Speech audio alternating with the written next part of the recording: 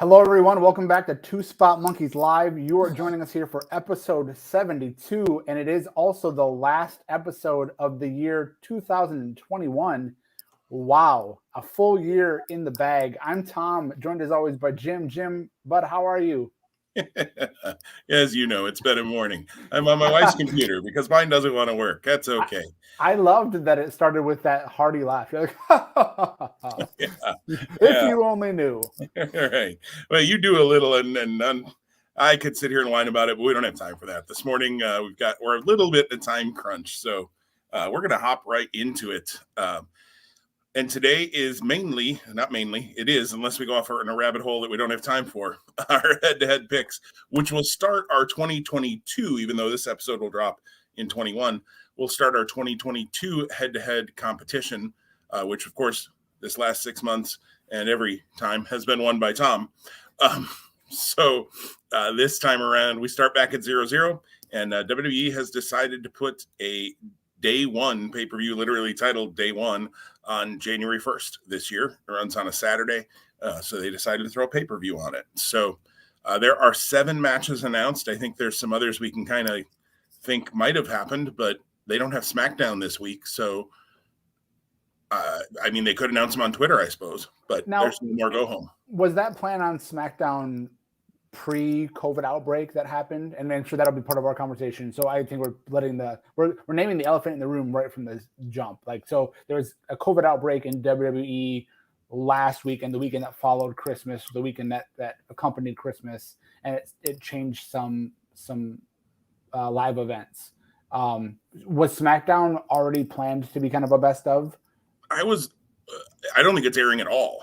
Okay. Well, if it's on FS1. It's on FS1, you're right. Yes, yep. It's on FS1 as the best. Because they originally had a venue booked, but they moved it.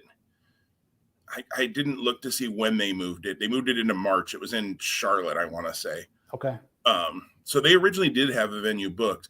I don't know if that was COVID related or if it was just them saying we're not going to be on Fox on New Year's Eve. Us running a live SmackDown on FS1 on New Year's Eve seems stupid. Well, and it's so funny because I saw that they were airing it on FS1, and I was like, "Wow, why are they competing with themselves on SmackDown?"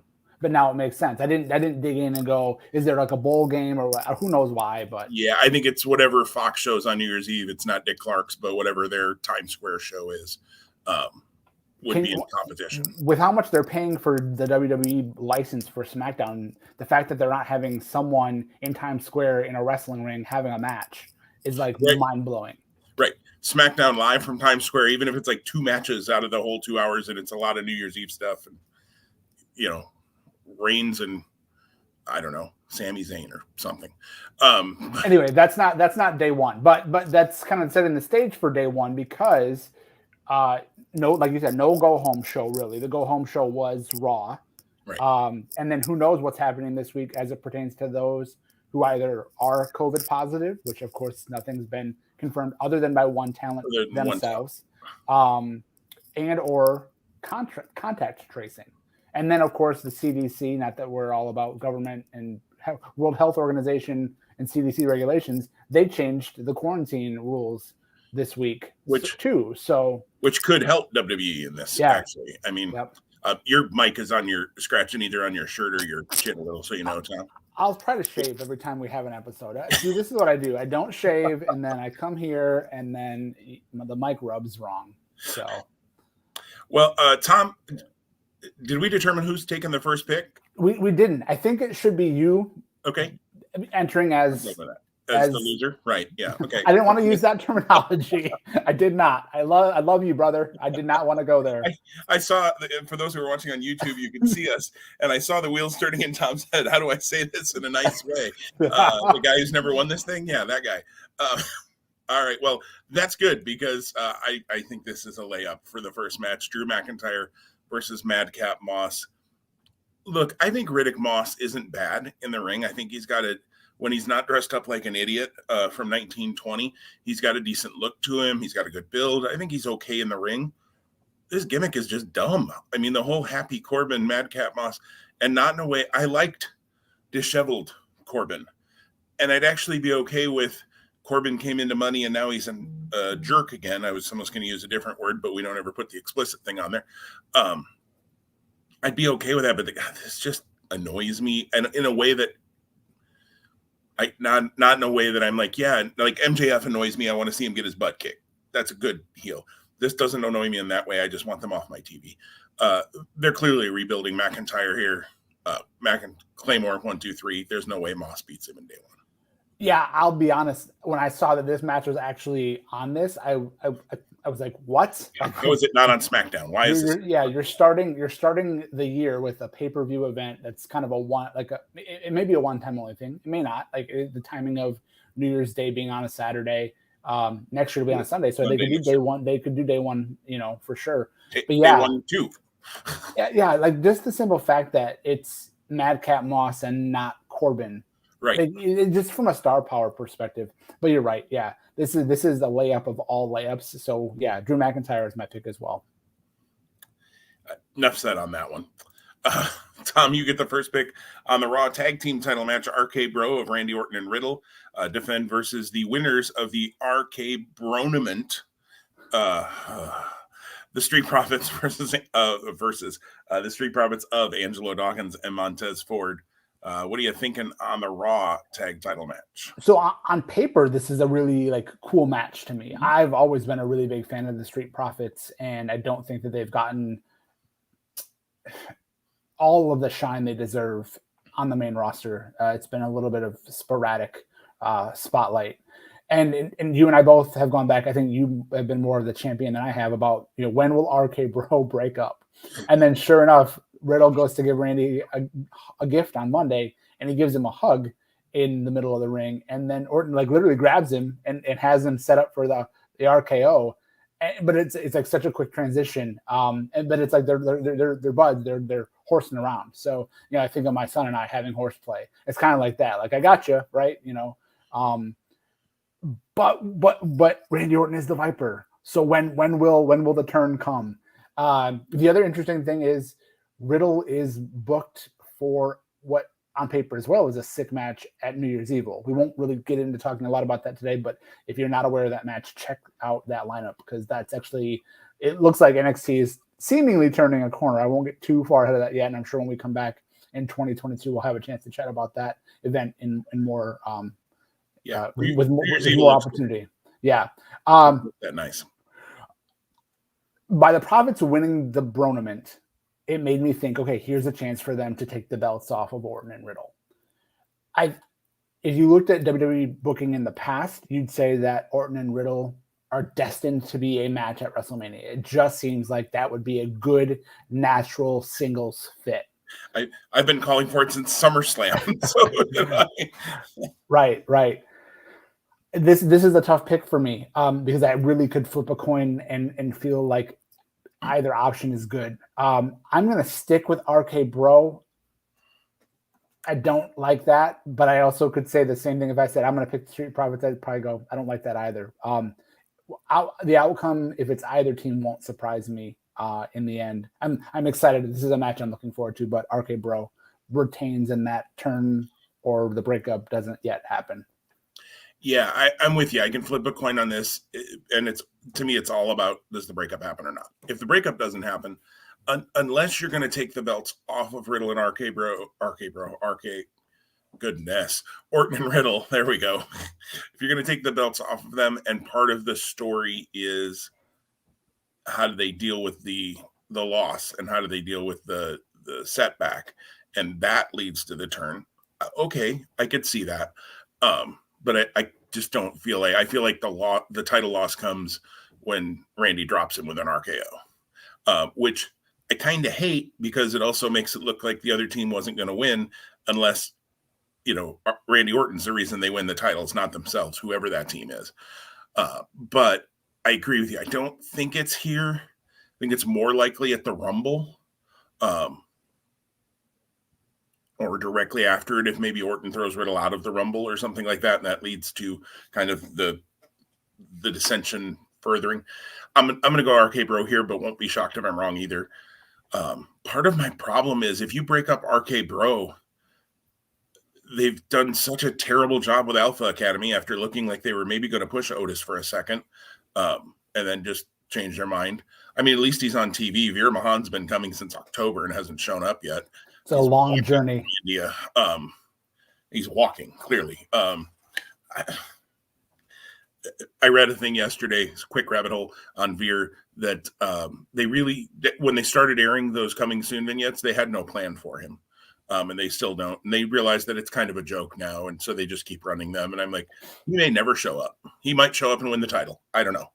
It's WWE booking. Anyways, I think RKO wins here.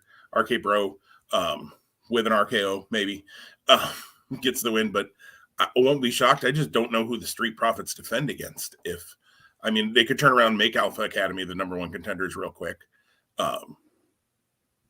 The Dirty Dogs are on Raw. Dirty Dogs. I mean, although it seems like Ziggler and Priest, I was kind of surprised they didn't get added to this card with a, like, if Priest gets DQ'd, he loses the title stipulation, since they keep having him lose by DQ, which is another stupid thing. But Priest isn't on this card, so I'll save my rant on Damian Priest and their booking of him for another episode.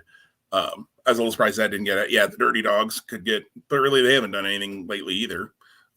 So good job booking your tag division yet again, WWE. 4,000 wrestlers and can't figure out how to put together a tag division. Krabby Jim's back. Look out.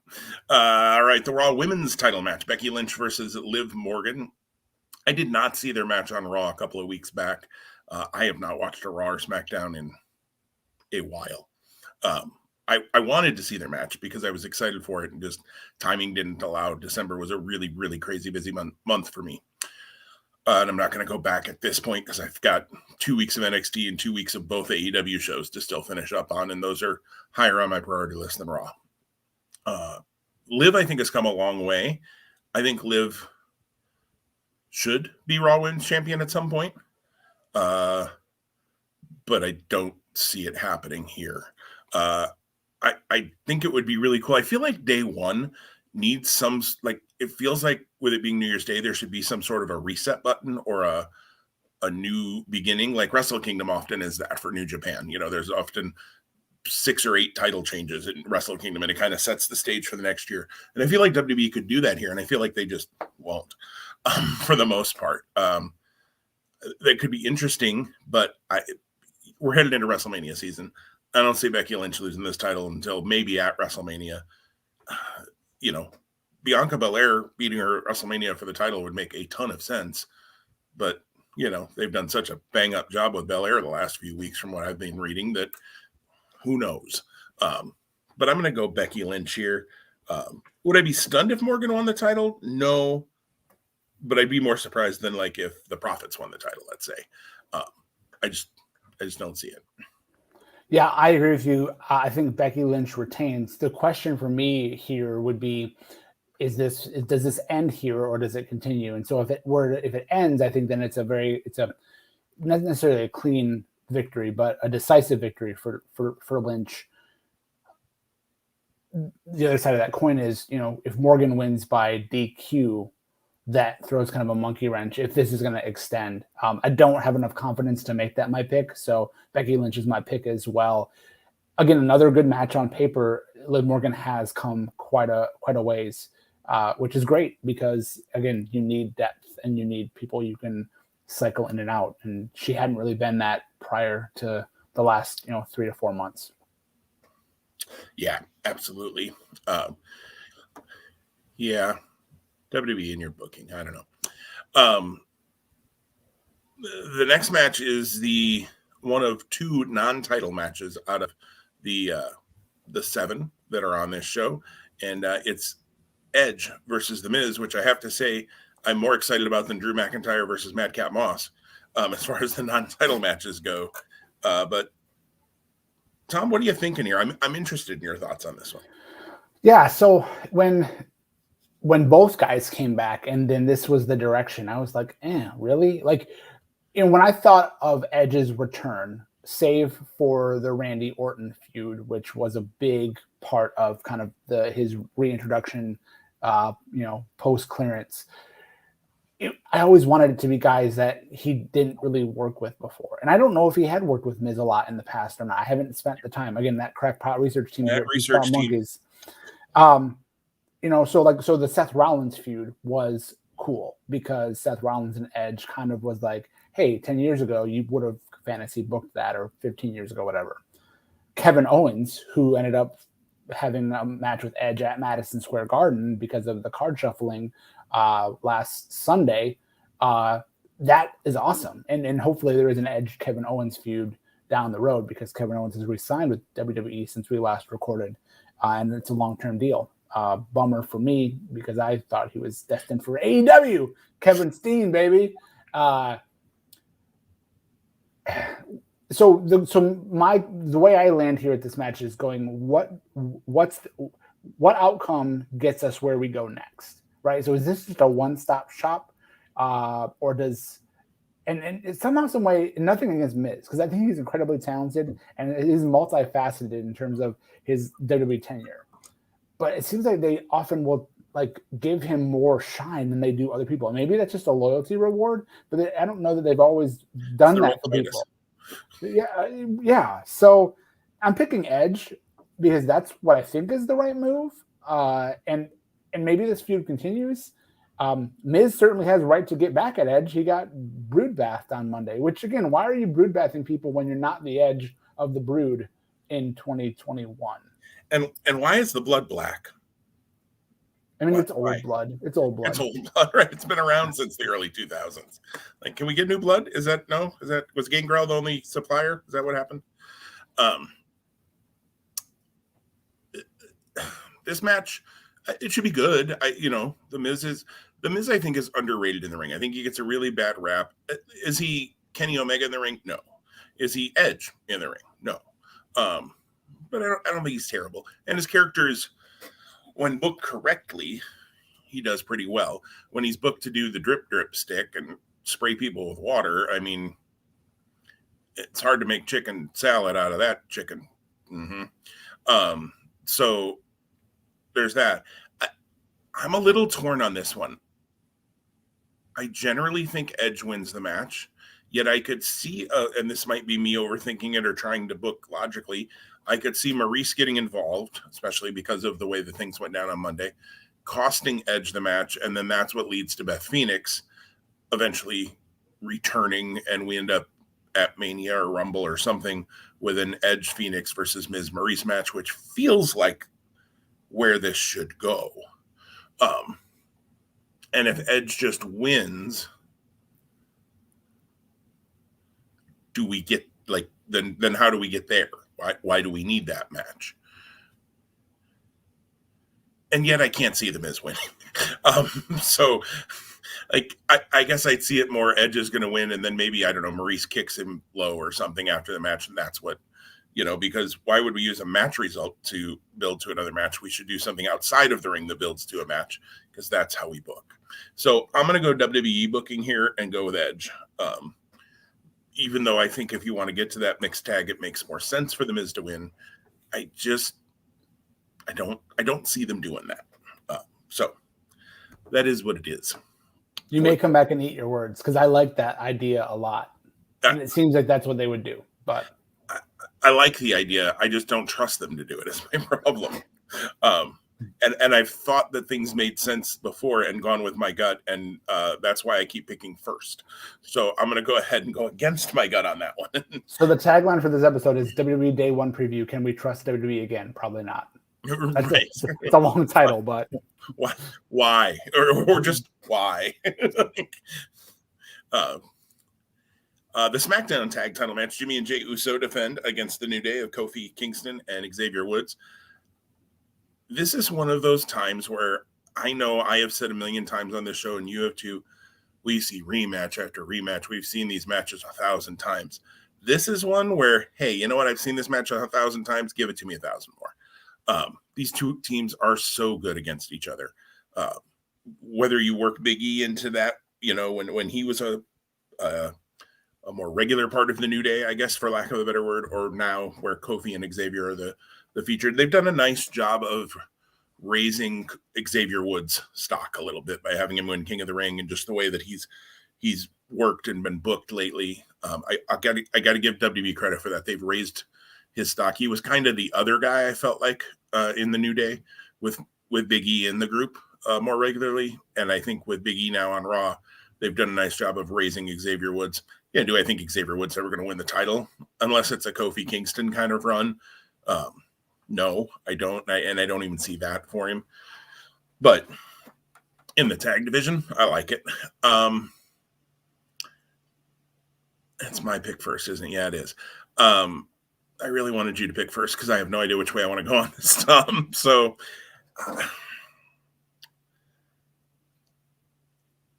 I can go both ways because the Usos, certainly you have the head of the table, the bloodline, excuse me, and all of that. You have cracks being shown perhaps in that. I think we'll talk about that here in a little bit. But also you have the New Day and you have Xavier Woods as he's been King Woods and that sort of thing.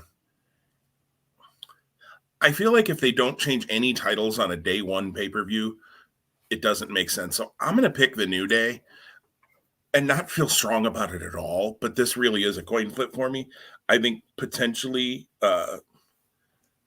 if this comes out as the match of the night as far as in ring, I wouldn't be shocked at all because they're two really good teams. You've got some other matches that I think could, if things go right, could go that way.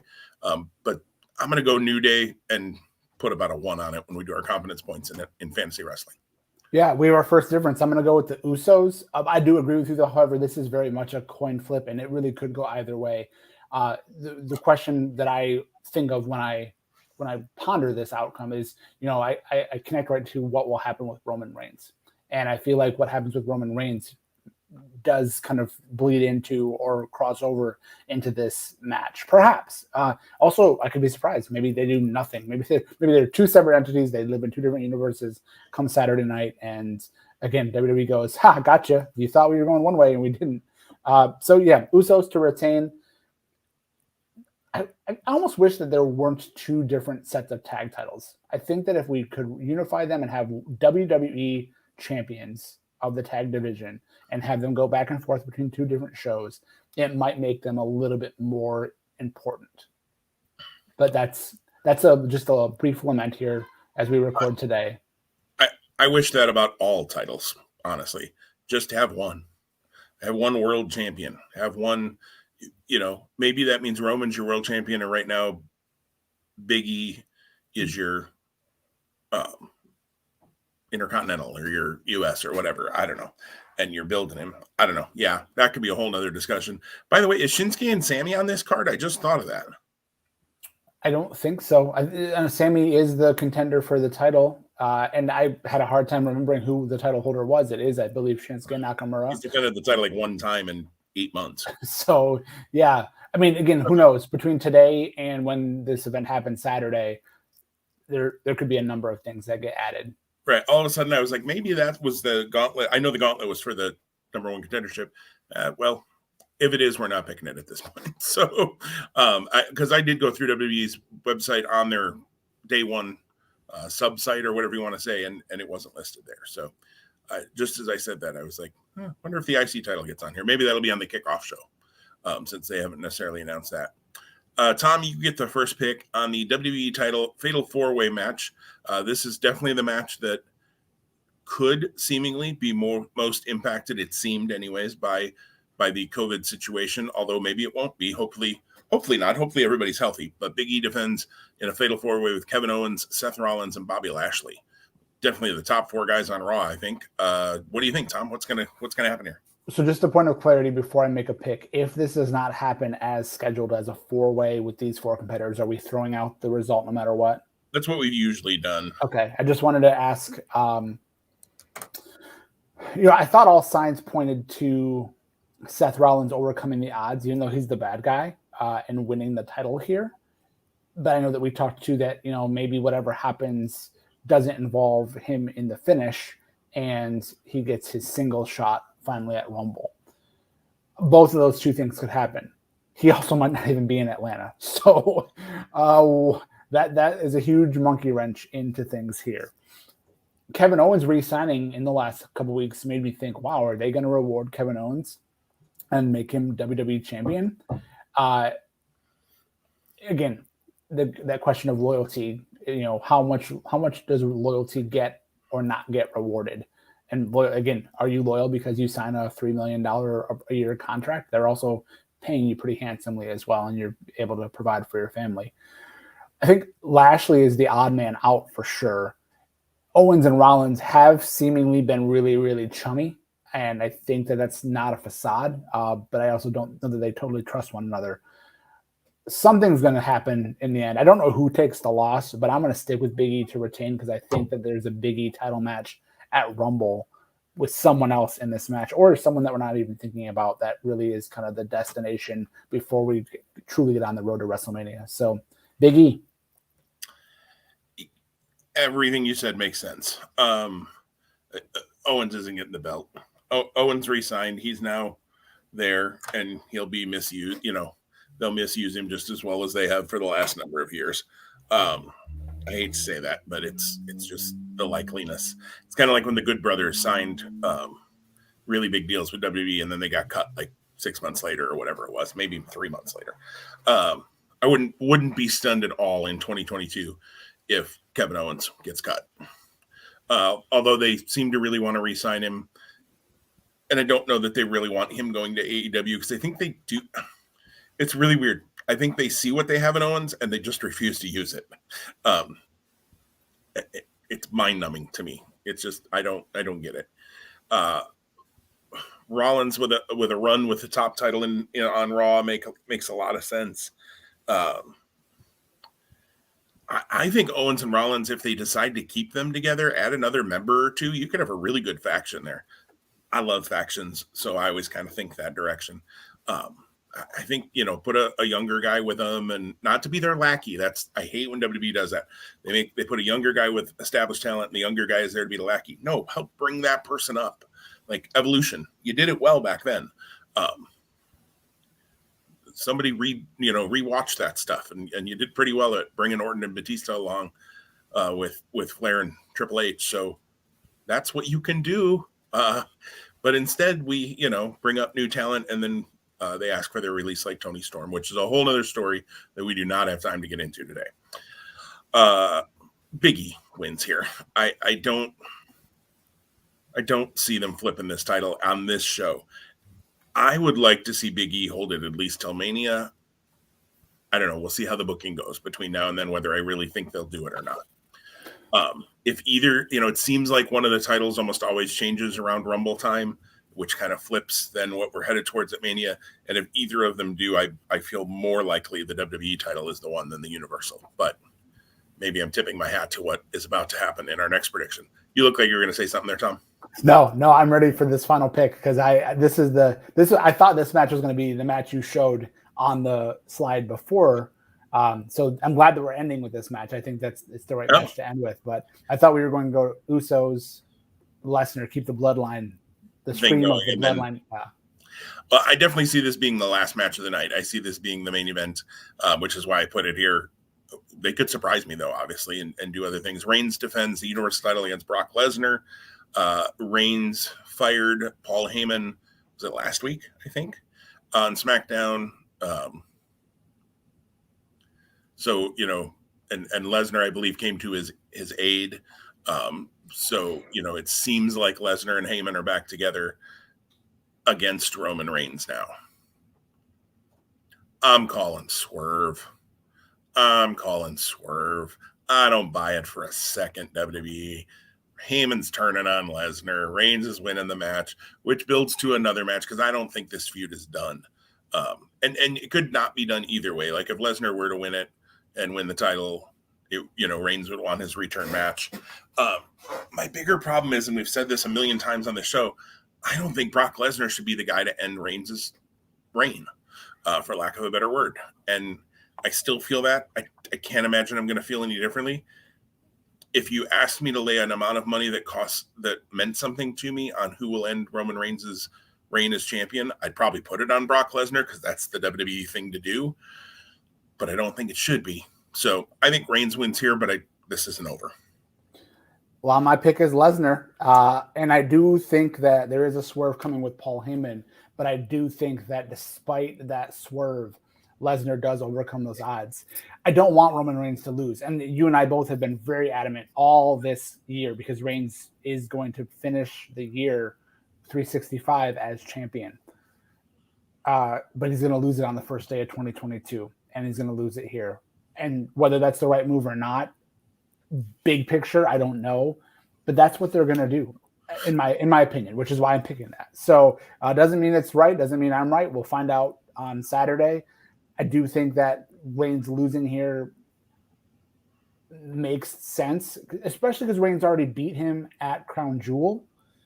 I just don't think that you have Brock Lesnar lose twice in a row. That would blow my mind. Again, if it's a funky false finish, because Heyman gets involved, then that would probably be the justification. And WWE needs to reestablish some goodwill with me. Book the show just for me, Vince.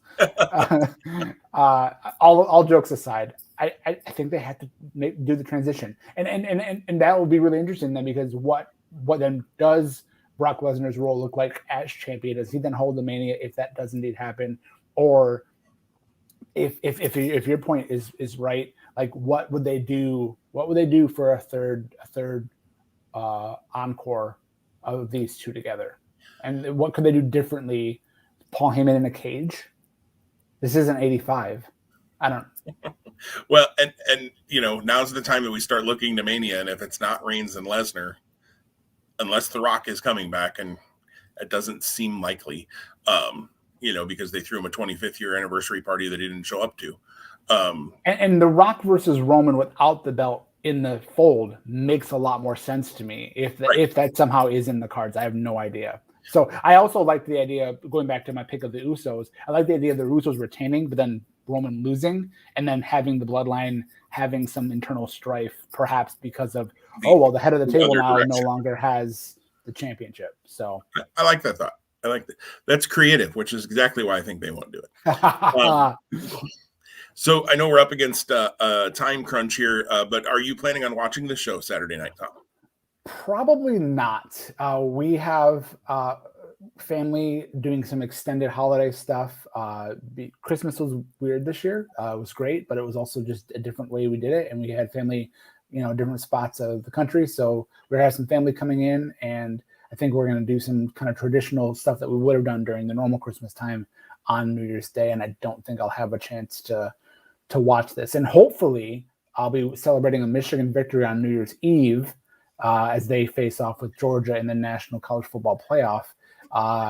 So I'll just be continuing to celebrate all day on the 1st. Understandable.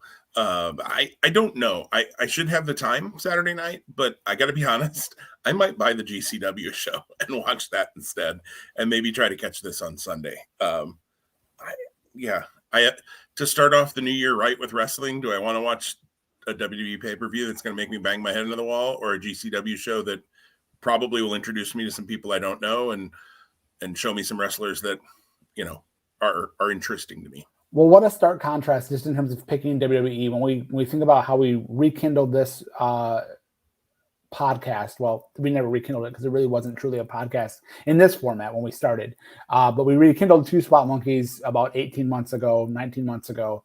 And the narrative, I think, that each of us hold for WWE has changed so drastically in that window of time.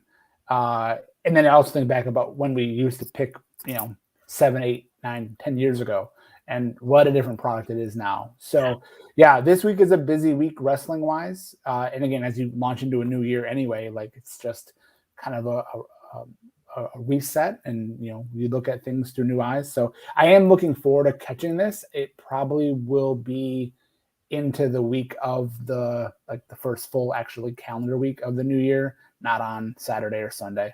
I got to watch my Seahawks and my Lions. Like, what a dream matchup for me.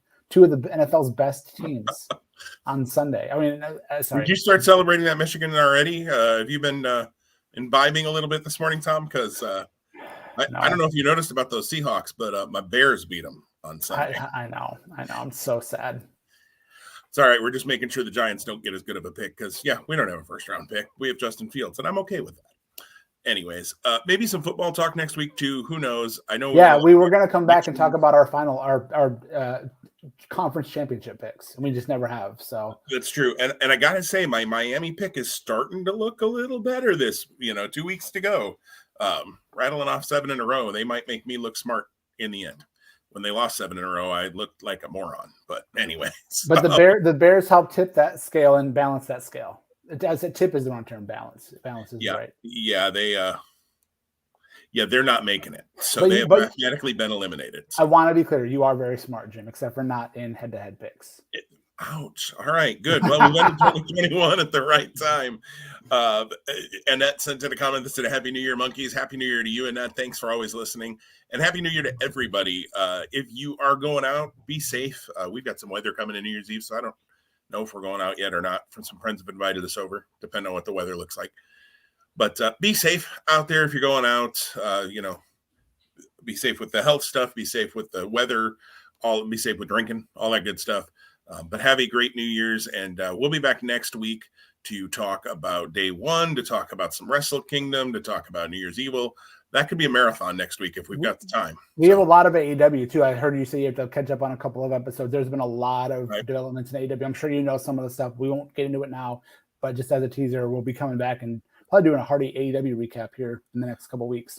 Yeah, absolutely. And it's, like I said, this is probably one of our shorter episodes. Next week, buckle up, guys. If we've got time, that thing might go Broadway twice. So have a great New Year's, everybody. We will see you soon and talk to you soon. Take care.